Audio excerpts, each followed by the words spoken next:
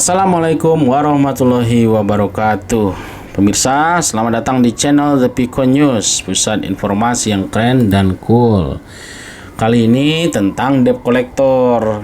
Jadi, pemirsa, jadi beritanya kali ini bahwa ada orang yang didatangi oleh debt collector, motornya mau dirampas. Akhirnya dia menanyakan sesuatu, syarat untuk merampas motor. Si debt collector ini nggak bisa menunjukkan. Akhirnya dia pergi. Jadi ini harusnya bisa menjadi pelajaran bagi kita kalau didatangi debt collector yang sembarangan mau narik motor, mau merampas motor. Bisa ikut cara bapak inilah gitu. Saya bacakan dulu ya pemirsa. Dilansir oleh motorplusonline.com, debt collector sok jagoan langsung mundur, nggak berani rampas motor, cuma ditanya ini. Ditanya apa? Kita baca dulu. Debt collector dinilai sering meresahkan bahkan memicu bentrokan. Nggak jarang penarikan paksa motor atau mobil yang menunggak pembayaran malah berujung keributan.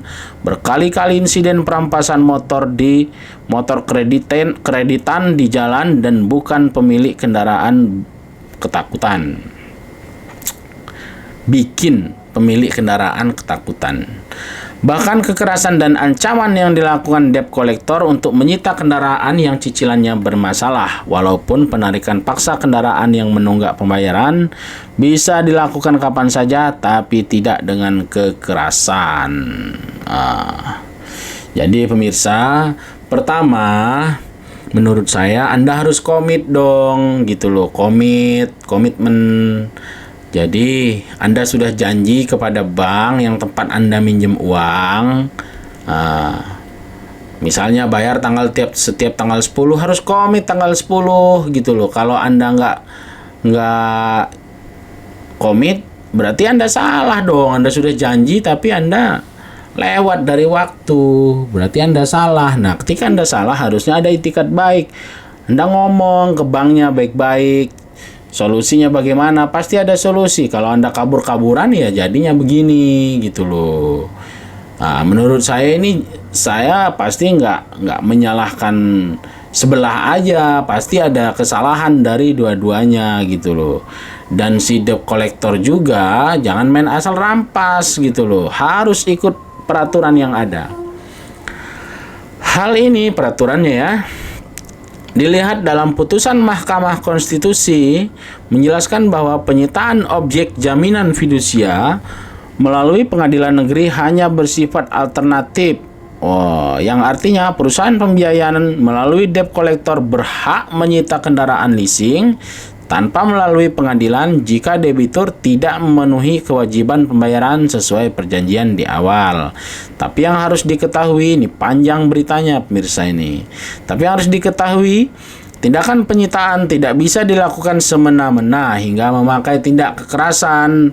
Kalau ini kan susah ya, kita nggak ada, susah gitu loh.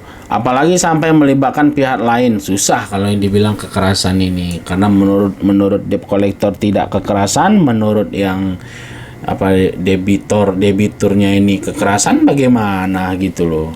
Ya susah gitu loh. Aturannya pun harus jelas, karena ini susah nanti simpang siur kekerasan nggak kekerasannya. Tapi ini terlalu banyak ya.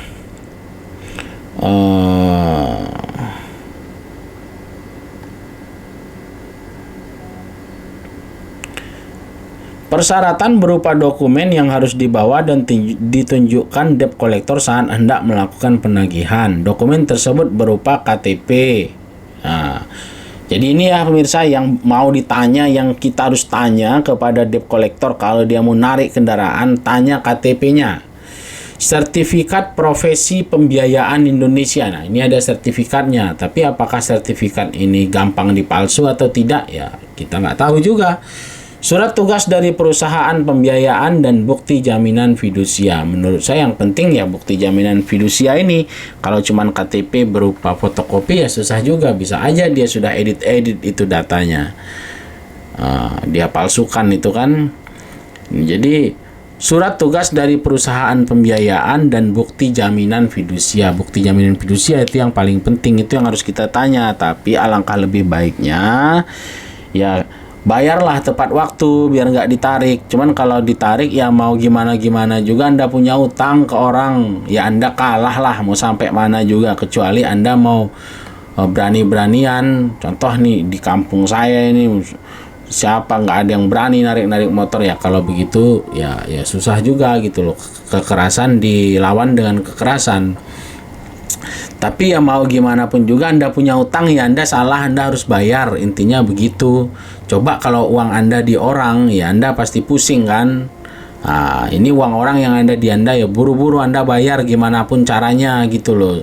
Tepat waktu sesuai yang Anda janjikan biar nggak terjadi tarik-menarik perampasan seperti di berita ini. Tapi kalau Anda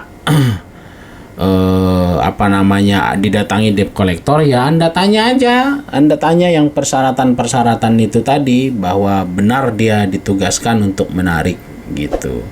Tapi sebaiknya ya Anda bayar aja lah, itu memang hutang Anda. Jadi itulah pemirsa berita yang bisa saya bacakan, ya mudah-mudahan ada manfaatnya. Saya ucapkan wassalamualaikum warahmatullahi wabarakatuh.